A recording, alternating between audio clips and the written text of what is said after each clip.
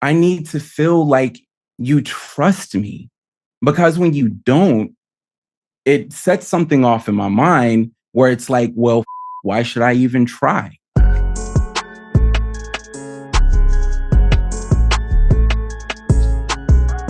Hey guys, welcome back to the channel. It is Chris, your host of Unheard podcast, back with another video.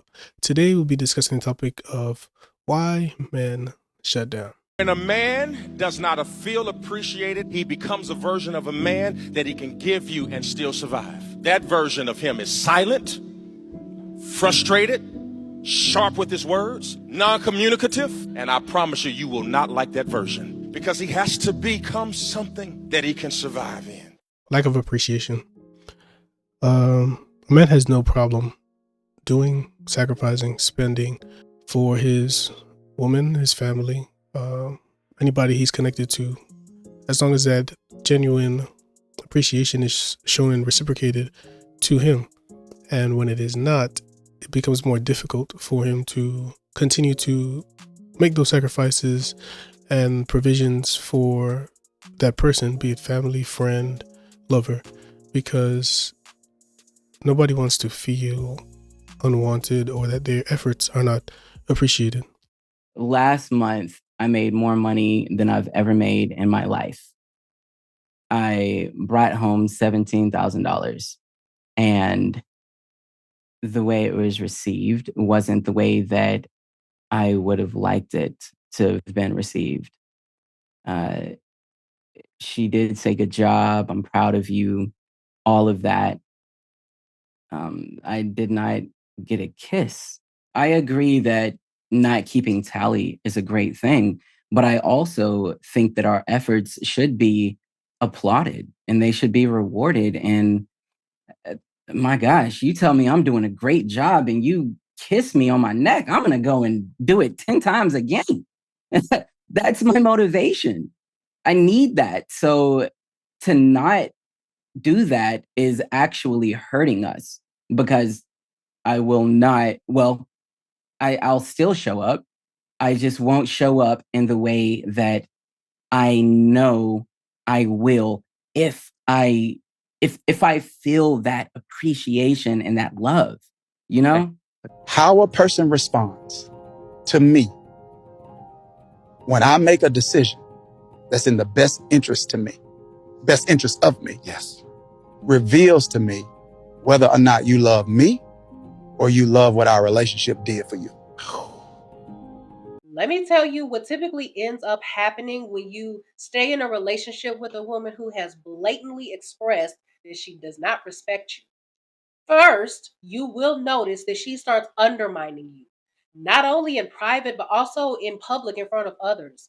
That disrespect will move from private to public. This will slowly chip away at your self confidence and make you feel like that you're always the one on the defensive and unworthy. Next, she'll start making decisions without consulting you, leaving you feeling like that you're just a bystander in your own relationship. This not only breeds resentment, but also shows that she doesn't value your input or consider or respect your feelings. And as time goes on, you'll notice that her lack of respect permeates every single aspect of the relationship. Unnecessary disagreements or lack of belief in your partner. So sometimes when you have ideas, aspirations, you confide in the person closest to you, which is your partner. And when that person gives pushback without a solution or a suggestion, just pushback for pushback, or a disagreement just to disagree, it can be disheartening, because sometimes you think through an idea very thoroughly, thoughtfully, try to see all angles, and you come to your partner to get clarity on possible blind spots, things you may not consider. But rather than them provide the solution, they just shoot down your idea altogether. So it's like it can be discouraging that you're trying to do something for the betterment of the family, that person, but when they shoot your ideas and they become a dream killer, essentially, it can cause you to withdraw or just push through anyway without that person. And sometimes that can develop a unfortunate resentment. Once she stopped doubting what I say, then she's no longer my woman in my mind. Because a man is his word. And if my words don't mean nothing to you, then I ain't your man. Lack of passion or intimacy. Because I remember feeling like I was begging. And I'm like, I'm not doing that again. Yeah, no. Voicing your needs is not begging. It's not begging, but there is a part where you just want to feel like the person wants to.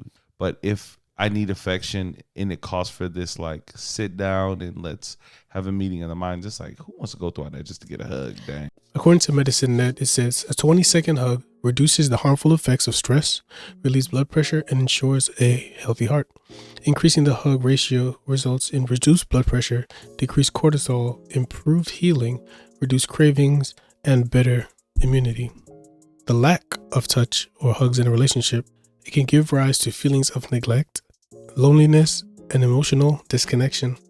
The effects of lack of intimacy or hugs in a relationship can lead to the breakdown in communication and create an emotional distance between partners.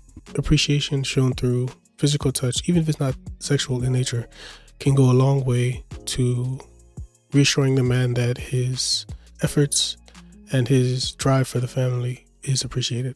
I heard this woman say, I will never allow anybody to be sweeter to my man than me. And if this is a man that I want to be with and I want to spend the rest of my life with, if I've got to put together 50 words to soften that blow than just wildly reacting to it because I'm just mad in this moment, I will do that 100 times over because he's worth it to me. I don't want to be his enemy. I don't want to be a disruptor of his mindset or his peace of mind. I want to handle him with care because he means that much to me. So I'm okay with taking the long route to it as often as I need to in order to massage that. And also, most importantly, it's because that's how I would want to be handled. I would want to be handled with that type of care and concern because you don't want to drop me. I'm fragile. I don't want to drop you. So if we both are working on that type of Ferris wheel, communication to me just flows better. We're talking through being understood and not just proving a point.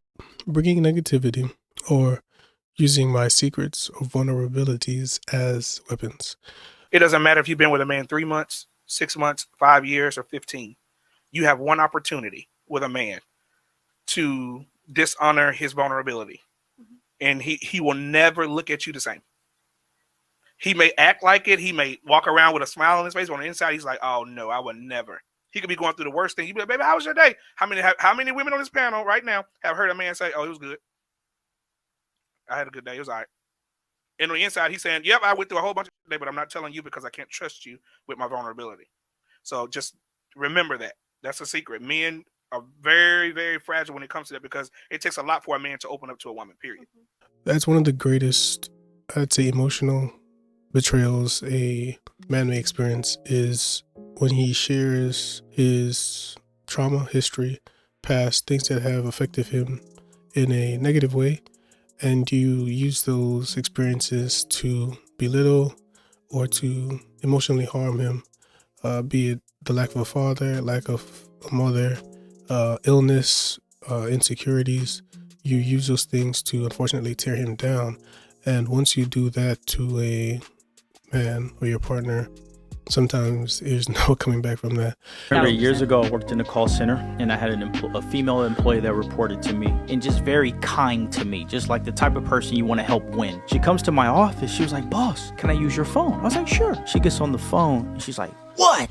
I told you that. Why you did it? And then hangs up. She's like, thanks, boss. And I was like, yeah. Now this is somebody that was on my team for years. So I was like, may I ask who you were speaking to? She was like, oh, that was my husband. I said, may I give you some feedback? She said, yes. I said, please don't speak to me better than you speak to your husband. Oh.